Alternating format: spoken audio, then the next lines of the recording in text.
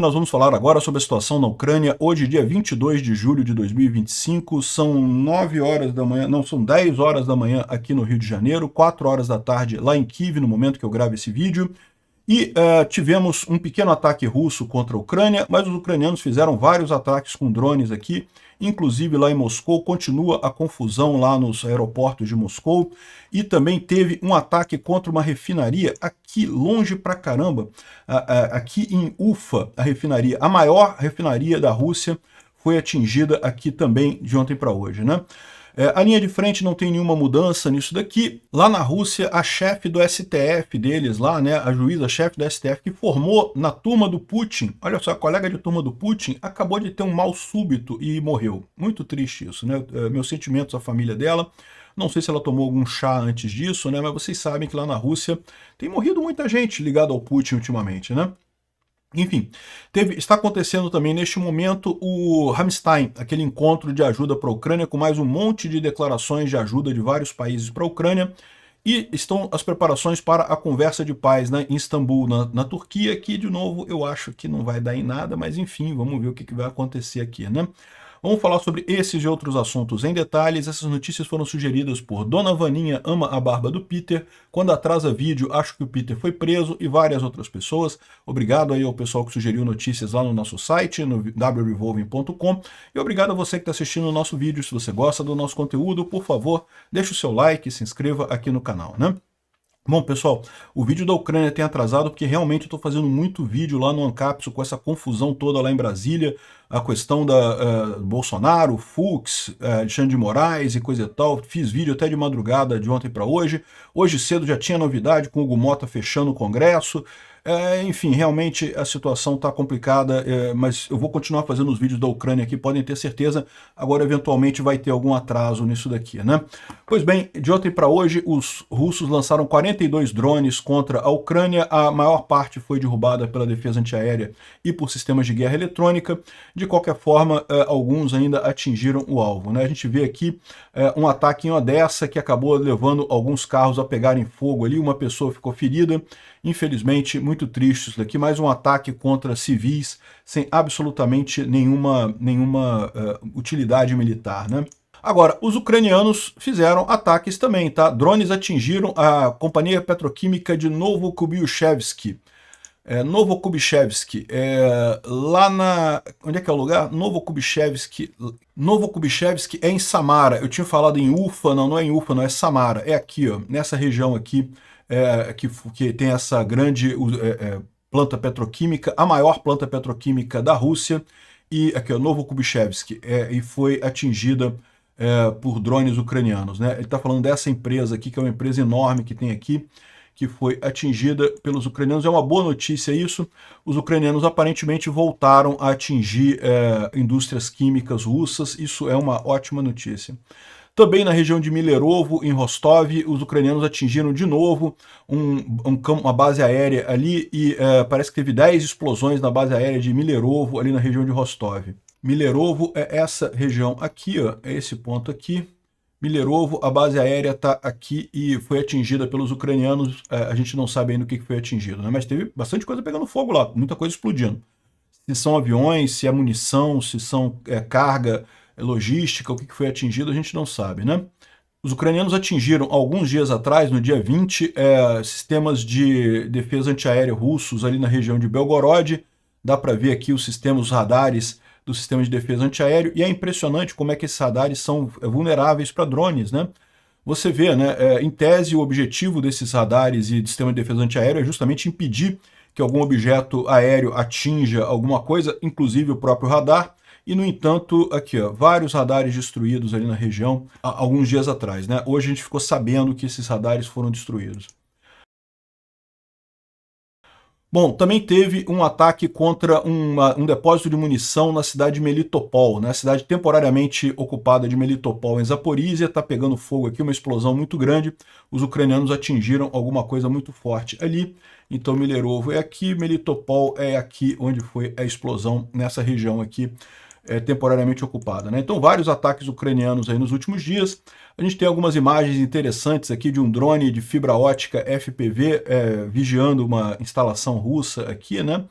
Ele percebe a entrada do abrigo dos soldados russos ali, né? Você vai ver daqui a pouquinho ele chega lá e acaba explodindo certamente para eliminar os soldados russos que estão ali. É impressionante como é que com a fibra ótica realmente você consegue ter uma imagem excelente num lugar totalmente fechado. Isso aqui seria muito difícil você... Aqui, ó, aqui é a entrada, tá vendo? Aí ele entrou lá e explodiu certamente com o pessoal lá para matar os russos, né? Então muito interessante essa imagem que surgiu aí. Isso daqui são outros drones ucranianos lançando bombas termobáricas em casas que são usadas como abrigos de soldados russos, também ali na região temporariamente ocupada da Ucrânia, né? Aqui em Donetsk, temporariamente ocupado. Muito bacana esse ataque aqui com drones, né? Bom, o Polevolan, vendo aqui a linha de frente, não teve nenhuma mudança aqui. Teve um ataque russo grande aqui em direção a Orihiv, mas ainda não consolidaram, não temos mudança nenhuma significativa aqui. O resto da linha de frente também nenhuma mudança, né? Bom, falando sobre tecnologia de drones, né? Muito drone bacana. Esse aqui é um projeto de um estudante lá da Ucrânia que criou e fez com um trabalho de fim de curso, né? Um trabalho de final de curso, um TCC de um estudante ucraniano que criou esse drone que voa e navega, né? Então ele é a prova d'água, mas não só isso, ele muda a velocidade das pás, né? Porque é lógico, debaixo d'água você tem que mudar essa coisa, você consegue guiar o drone debaixo d'água e consegue sair com ele e ele ser um drone voador também. Eu prevejo muita dor de cabeça para os russos com isso, porque o drone indo debaixo d'água, ele fica basicamente invisível e de repente ele pode levantar voo perto da região e fazer um ataque. Essa tecnologia que o garoto inventou, sem dúvida alguma, é muito bacana. E o bacana é isso, né? Mostra uma época em que o cara tendo um laptop, uma impressora 3D e uma ideia interessante, ele consegue prototipar esse tipo de coisa. Talvez as pessoas hoje em dia não saibam disso, mas antigamente, se você tivesse um projeto desse tipo, o processo para você criar esse drone, coisa e tal, ia requerer um monte de dinheiro, porque você ia ter que fazer uma máquina para produzir as peças, para testar o seu conceito, para fazer o software e coisa e tal. Ou seja, para fazer um protótipo desse levaria um tempão. Hoje em dia, as peças são todas intercambiáveis, essas placas controladoras de drone, você compra o motor, a hélice, você compra a coisa toda, monta o seu drone, com impressora 3D, você faz as peças que você quer fazer ali, o software, lógico, o software é software. Então, olha que bacana como é que a inovação pode correr muito rápido por conta desse tipo dessas novidades tecnológicas, né? E a Ucrânia tem usado muito isso, né? Bom, a gente tem informação também de que quase 10 mil presos ucranianos pela primeira vez entraram na Força Armada ucraniana, né? Inclusive 100 mulheres. Os ucranianos só agora começaram a recrutar de presídios, porque isso é considerado uma coisa muito ruim, mas na Ucrânia tem limites muito sérios isso daí. Por quê? Você não pode, quem cometeu crime violento não pode ir para a linha de frente. Quem assaltou, quem matou e coisa e tal, as pessoas que podem ir para a linha de frente são pessoas que cometeram crimes como furto e tem algumas coisas, crimes de propriedade, né, furtaram alguma coisa, mas não de forma violenta, né? Quem fez crime violento não pode entrar no exército ucraniano, ao contrário dos russos, que bota todo mundo que está na cadeia, força todo mundo, e aí você bota na linha de frente um monte de gente que já matou, que já feriu, né, de moral altamente questionável, né? Enfim, a Ucrânia está fazendo isso para ter mais gente para a linha de frente, mas de qualquer forma, com todo o cuidado devido, né? Bom, o Instituto para o Estudo da Guerra está falando aqui sobre o ataque de drones e mísseis que teve do dia 20 para o dia 21, que teve 400 mísseis e drones e coisa e tal. A gente já falou sobre isso, não vale a pena comentar. A única novidade que a gente tem de ontem para hoje sobre isso é que os ucranianos revelaram que houve um novo tipo de drone sendo usado pelos russos, né? Ele é usado como decoy, ou seja, como fake, um drone que na verdade não faz nada, é só para gastar a defesa antiaérea ucraniana, drone de reconhecimento e pequenos ataques. Ele é um drone pequeno, menor do que o Shahed, e ele é todo feito com componentes chineses, né? Enfim, é muito triste isso daí. Vamos ver como é que os ucranianos conseguem resolver o problema desse drone aqui também, né? E bom, a grande notícia do dia, morreu a Irina Podnosova, essa moça aqui que era companheira de colégio do Putin e que foi nomeada a juíza da Suprema Corte lá na Rússia. A Suprema Corte lá na Rússia sabe como é que é, né? Igual o Brasil também, né? Tudo controlado pelo executivo. então ela morreu com a idade de 71 anos, né? E isso depois de um ano que ela entrou na posição, substituindo o Vyacheslav Lebedev, que morreu ano passado. Ano passado, o cara morreu, a taxa de morte de juízes da Suprema Corte lá na Rússia é muito grande, né? Eu espero que o pessoal, o Fux, o pessoal da Suprema Corte brasileira, que ainda não estão totalmente cooptados pela ditadura no Brasil, percebam que no momento que tivermos uma Venezuela aqui no Brasil, a vida deles também não vai valer nada, igual juízes na Rússia, a vida não vale nada, né? É lógico, ninguém disse do que ela morreu, ela teve um mal súbito e morreu, né? Tá aqui, ó, o Putin apontou ela, uma colega de classe da Universidade de Leningrado, a Irina Podnosova, como chefe da Suprema Corte, né? Ou seja, ele também botou outro colega de classe, o Alexander Bashkirin, como chefe do comitê investigativo, e isso daqui foi ano passado, no dia 17 de abril de 2024, então eles têm um ano no cargo, e parece que ela já tomou um chazinho lá, passou mal depois de tomar um chá e teve problema e coisa e tal.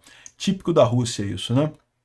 Mas, infelizmente, temos um problema na Ucrânia também, tá? O parlamento ucraniano passou uma lei que está sendo vista lá na Ucrânia como desmantelando organizações de combate à corrupção, né?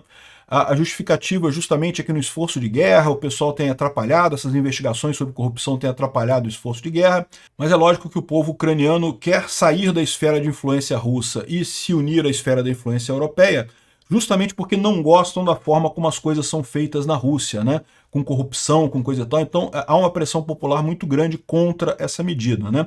Foi aprovado por ampla maioria no Congresso. Eu não sei se o Zelensky vai ter coragem de vetar isso, porque o Zelensky precisa da ajuda do Congresso de lá. Mas o fato é, o Zelensky ainda tem a oportunidade de vetar essa lei. Vamos ver o que vai acontecer. O pessoal na Ucrânia não está satisfeito com a aprovação dessa lei, não, tá?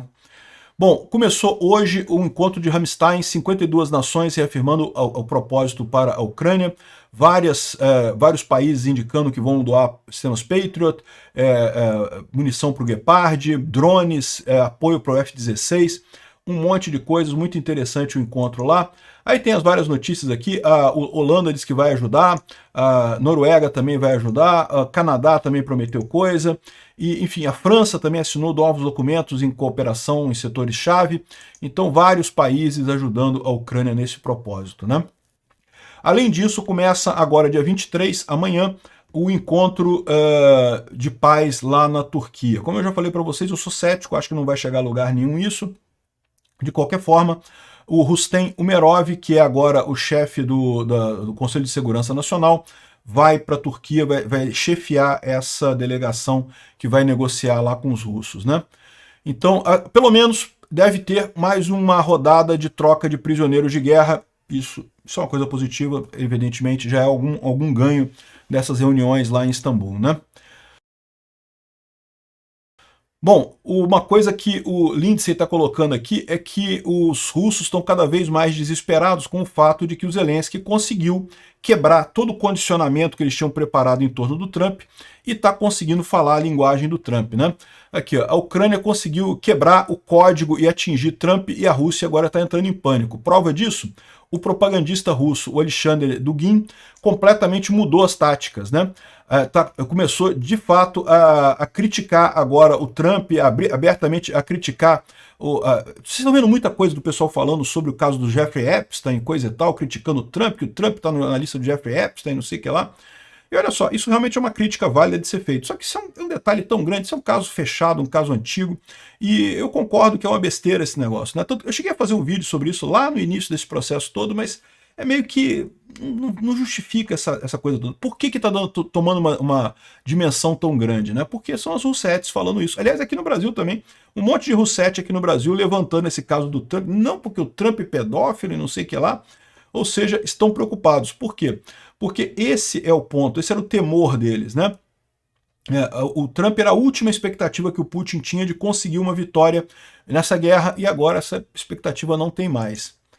Bom, a Rússia respondeu ao 17º e ao 18º pacote de sanções da União Europeia, mas nada que eles fizerem importa no final das contas. Agora, o problema é o Brasil, né? O Brasil continua importando muita coisa da Rússia, principalmente diesel, e a gente já falou para vocês que vai vir sanções aí, ó. Olha aqui, ó. O Bessent, que é o secretário do Tesouro americano, fez uma longa declaração que está apoiando essa ideia de tarifas secundárias de 100% em qualquer país que comprar óleo russo sancionado. E, mais do que isso, pedimos à Europa para adotar a nossa abordagem na questão de tarifas russas, né? Qualquer país comprando óleo russo sancionado pode ter tarifas secundárias de 100%. Então, é aquilo que eu falo para vocês, é muito possível que essas tarifas de 50% no Brasil fiquem só até setembro, e setembro subam para 100%, né? Então, acho que vai complicar a coisa para o Brasil. Aqui no Brasil já tem gente falando aqui, ó, sob a ameaça da OTAN, o Brasil terá dificuldade de deixar de importar diesel da Rússia, entenda. Aí o pessoal começa a chorar aqui, não, porque já tem os outros mercados que já compram, que já vendem. Não, essa desculpa é furada, porque o Brasil comprava menos óleo diesel da Rússia antes da guerra, passou a comprar mais depois da guerra. Então é só comprar o que comprava antes da guerra e pronto, se resolve o problema, né? Ah, mas aí vai ser mais caro. Vai ser mais caro. Óleo sujo de sangue sempre é mais barato, mas não vale a pena no final. 100% de tarifas dói pra caramba, né? Então, a situação do Brasil está cada vez pior. E aí eu vejo essa situação aqui, ó, a Ucrânia não nomeou embaixador para o Brasil. Falou que não vai nomear embaixador para o Brasil. Para que nomear embaixador para o Brasil? O Lula é abertamente hostil ao Zelensky, né? E aí que eu falo para vocês, o Lula está confiando muito que nessa briga dele com os Estados Unidos ele vai ter o apoio da Europa. E ele está esquecendo que ele esnobou o apoio da Europa na questão da Ucrânia, se aliou diretamente com a Rússia, achando, na cabeça do Lula, e de muita gente aqui no Brasil, tá? Não engane não, tá? Essa guerra é uma coisa que está acontecendo lá na Europa, a gente não tem nada a ver com isso, não sei o que lá. Olha onde esse pensamento vai levar o Brasil e o Lula, né? O cara esnobou a Ucrânia, não vai ter apoio na Europa. Ao contrário, pode até justificar as medidas que o Trump está tomando nessa história. Porque lembra, essas tarifas do Trump estão sendo questionadas lá na Suprema Corte lá dos Estados Unidos, né? Porque o IEPA, que é a lei que o Trump usou para fazer as tarifas, ela prevê que é tarifa para ser usada contra países que se comportam como inimigos, né?